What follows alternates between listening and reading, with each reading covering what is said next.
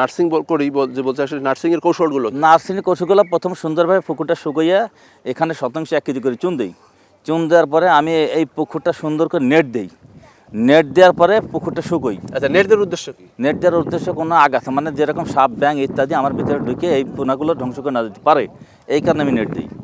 তখন আমার মাছটা এবং উপরে জালও দিই দেই পানি করি মাছটা খাইতে না পারে, যাতে কোনো এই জালগুলো দিচ্ছি যাতে পাখি ভিতরে না পড়তে পারে। আচ্ছা, আর নিচে নেট দেন?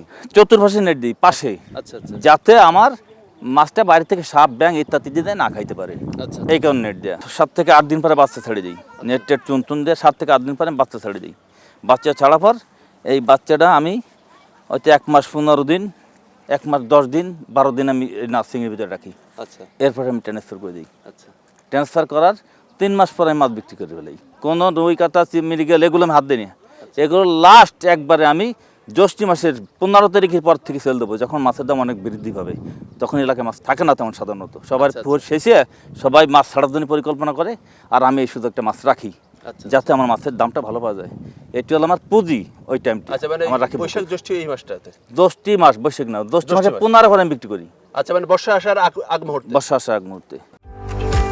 সৌজন্যে আকিজ ফিড।